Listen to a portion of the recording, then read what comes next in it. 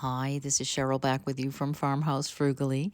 Today we are doing an entry table trash to treasure.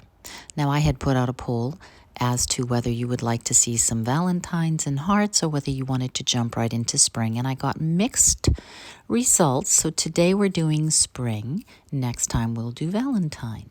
You may remember this piece my husband had picked up at the dump, maybe 6-8 weeks ago. And it's been sitting in the garage, and I've been thinking on it.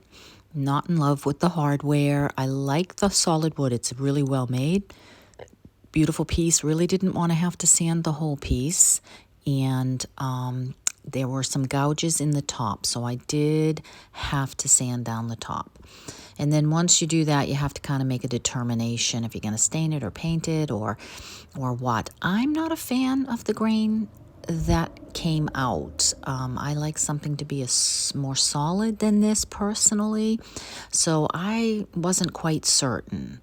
I decided to start with a hickory matte finish gel stain and see if that would change my mind. So I wanted to get the shine off and see where we would go from there. So I stained the top, and then I would have to stain the entire piece. Just not in love with it enough to do that. So I brought it in the house and gave it a really good cleaning. Just wanted to make sure that everything was clean. Took another look at the top. Didn't love the black. So I just kept thinking, probably not going to keep that the way that it is. The interior is pristine, beautiful, in great, great, great shape. So very happy about that. And my husband had bought me Dixie Belle's Magnolia garden transfers for Christmas. So I had been thinking that I might like to use this, giving it a springy touch and do something a little different. Oftentimes you see people use these on painted furniture. I wanted to try it on wood. So I laid them all out on the floor to decide which of the pieces that I might like to use for this piece. If you do this, I recommend you just start with the larger pieces and tape them here and there to give yourself a feel for where you might like to lay them out. And then you can always, add on after. So then you peel off the paper back, put it where you want it. You have to be a little bit particular where the spot that is going to overlap into another part of the piece of furniture. Take the stick that they give you, keep rubbing until it comes off, and then you just kind of peel that away.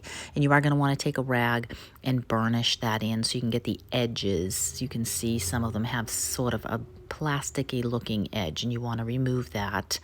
But go along. Sometimes you want to take a pair of scissors. Right here, it's obviously easy to go over to the next little bit of a wave down into the next piece of furniture, but other places I had to take the scissors and literally cut it. So you'll have to play with that. Once I got the basic outline of the sticks and branches, so to speak, I laid on the flowers here and there. Then I took a good look at that hardware. I am not a fan of this 60s, maple leaf or whatever kind of hardware that this is. I have had some on eBay for a while now that does not sell. So I knew that I did not want to keep that. And my husband was able to actually remove the leaf and just keep the actual pull. And I found some matching knobs, so we were good to go on that.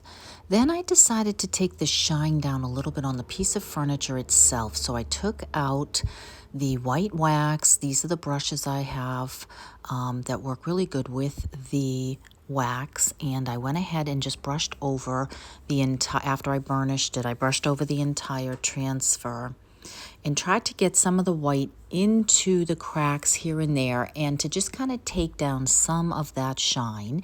That also finishes over the transfer. If you want to polyurethane it, you can, or you can wax it just to make it last longer.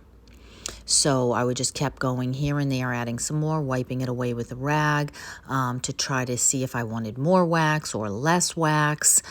This was a difficult piece for me because it's not my style. Then I waxed the top because I was not in love with it to see how did I feel about whitewashing over that stain. Remember, you can paint over stain, but you can't stain over paint. So that's why I started by staining it. At the end of the day, wiped it all off, didn't love it.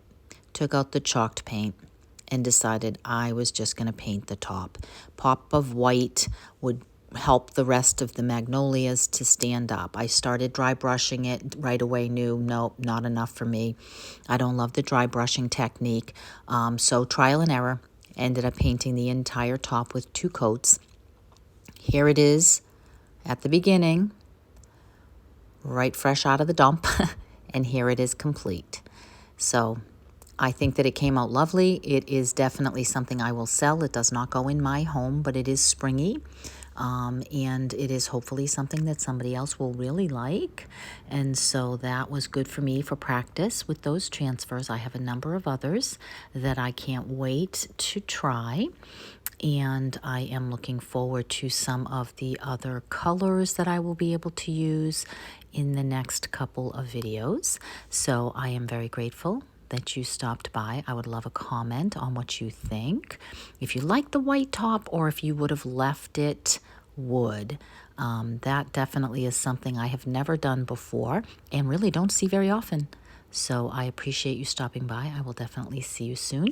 Take care.